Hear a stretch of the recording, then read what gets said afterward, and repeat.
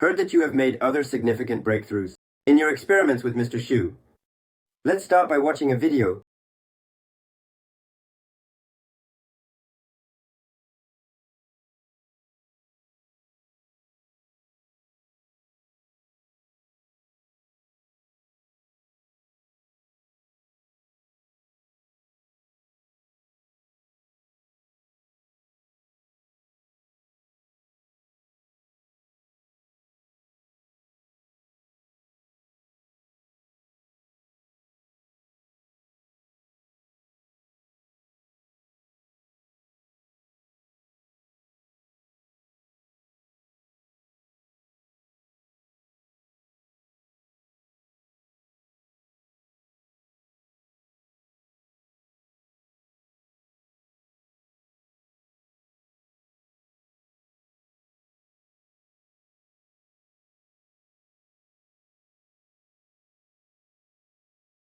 In this video, you can see Mr. Xu and his team conducting an experiment with a special type of nanomaterial.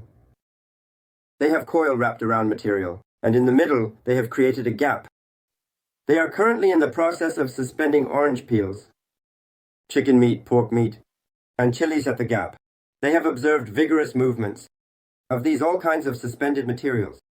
This discovery is remarkable and truly exhilarating. This finding indicates that changing magnetic fields can generate vortex electric fields and vortex gravitational fields. If what this device generates is not a gravitational field, then we have observed significant effects when we replaced it with materials. If it is not a gravitational field, then you cannot explain this phenomenon clearly, which just means you cannot give a comprehensive explanation.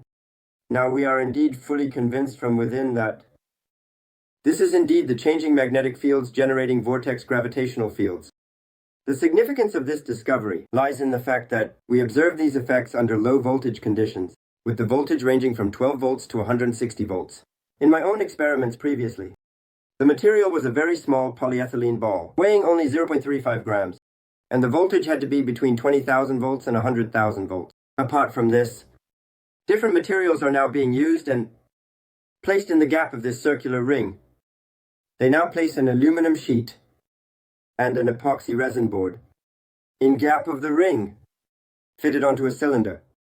When the power is connected, both the epoxy resin board and the aluminum sheet rotate at a similar speed. This is an experiment of significant importance. The reason for it is that in traditional physics, the changing magnetic fields induce motion in metals. If effect EM were purely electromagnetic, then the aluminum sheet should move, and the epoxy resin board would remain stationary.